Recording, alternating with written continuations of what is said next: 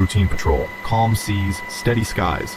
But somewhere over the Pacific, everything changed. Just days ago, while operating in international waters, the USS Carl Vinson, one of America's most powerful nuclear-powered aircraft carriers, encountered something unexpected. A Russian reconnaissance aircraft flying low and fast toward its position.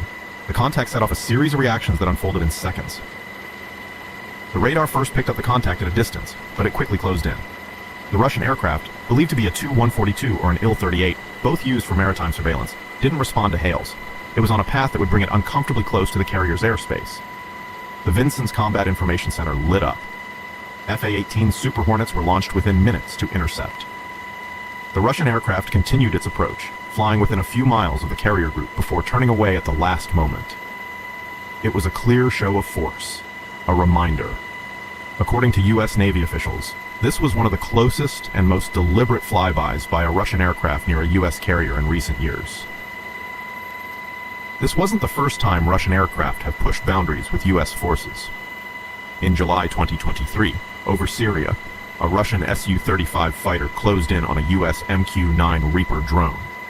The Russian jet dropped parachute flares in its flight path, forcing the American drone operator to take evasive action. One Russian pilot even positioned their aircraft directly in front of the MQ-9 and engaged afterburners, disrupting the Reaper's flight. U.S. officials described it as reckless and unprofessional, part of a growing pattern of confrontational aerial behavior. And there's more. On May 26, 2020, over the Mediterranean Sea, two Russian Su-35 fighter aircraft unsafely intercepted a U.S. Navy P-8A Poseidon maritime patrol aircraft. The Russian pilots flew dangerously close on each wing of the P-8A, severely limiting its ability to maneuver. The intercept lasted a total of 64 minutes. According to U.S. 6th Fleet, these actions violated international norms and were deemed unprofessional and unsafe. The incident reflected a persistent risk for U.S. surveillance flights, even far from active war zones. Such actions, whether over Syria, the Mediterranean, or the Pacific, reflect a broader trend. Russia is actively probing U.S. military responses, both to test limits and send political messages. The USS Carl Vinson isn't just a ship. It's a city of steel. So I think the conclusion was a outstanding exercise. We achieved all of our training objectives as a strike group, it represents and that allows us unmatched to power just build on projection. that. When the flyby occurred, the Vinson was conducting air operations as part of a Pacific readiness patrol. Alongside its carrier air wing, it was escorted by at least two Arleigh Burke-class destroyers and a Ticonderoga-class cruiser. The strike group was fully armed, equipped with Aegis combat systems, SM-2 and SM-6 interceptors, and electronic warfare suites. RIMPAC is unique One because it's officer on board the reportedly largest called the maritime moment tense but exercise controlled, anywhere. because even in There's a moment of 29 provocation, nations, the 40 Vinson ships, doesn't over flinch. 150 aircraft, and The 25,000 FA-18 soldiers, Super sailors, Hornets airmen, scrambled from the Marines, Vinson, all operating responded in together less than 5 for a minutes. free and open Indo-Pacific. Their mission, to visually identify, shadow, and if necessary, divert the Russian aircraft. From the cockpit, U.S. pilots reported the Russian One of plane the flying key at low altitude and evolutions steady where we speed, executed not a show of armed, force. but not backing off either. Bringing all of those The nations intercept was together and professional, sailing but the 30-plus intent ships behind the together in Russian a maneuver tight remained formation with unclear. America's favorite carrier as the Electronic warfare flagship systems aboard guide the on carrier vessel for monitored that the interaction, exercise was ensuring certainly the strike awesome to group see. was not This being was painted our by first targeting opportunity radar or to subjected to exercise signal the air wing in the interference. future. As part Once of the aircraft Rim of the veered off, Pacific, the every jets 2 returned years to the during carrier, RIMPAC, their we job done. try to But their operate adrenaline's still differently high. and learn more from The timing of the operating and incident integrating raised with our eyebrows. partners and With allies. US-Russia This relations particular at their lowest in years, iteration of and with RIMPAC, heightened we brought activity along in with us the air wing in the future. Some analysts believe the flyby was a test, not just of radar ranges, but of U.S. response discipline.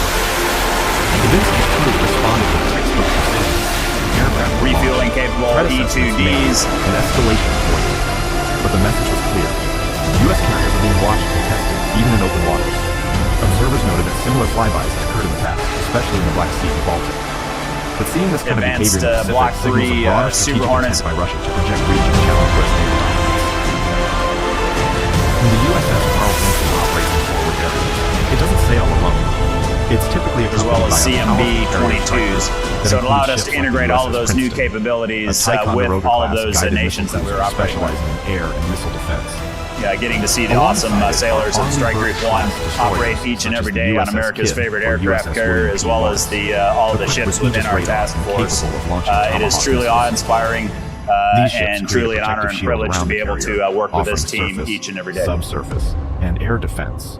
Together, they form a mobile fortress, one that can operate independently for extended periods, project power.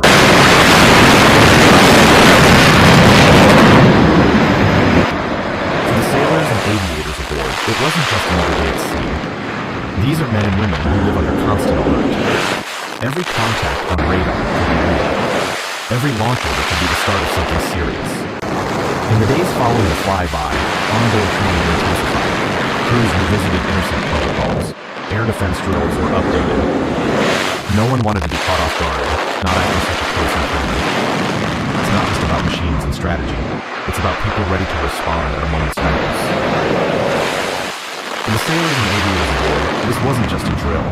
It was a stark reminder that the calm can shift in an instant.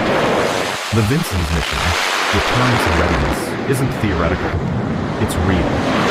Every takeoff, every radar contact, every intercept is now under scrutiny. And while no weapons were fired, the flyby carried weight. These aren't Cold War games anymore. This is the 21st century, and great power tensions are alive and flying low. What do you think? Should the U.S. respond more forcefully to these aerial provocations? Or is restraint the smarter path? Let us know in the comments, and if you value defense updates like this, make sure to like, subscribe, and stay tuned for what's next on the front lines. Thanks for watching, and for supporting content that brings real-world naval operations and global tensions into focus. We'll keep tracking events from the sea, the sky, and beyond, so you never miss what's unfolding behind the headlines. Until next time, stay sharp, stay informed, and stay safe.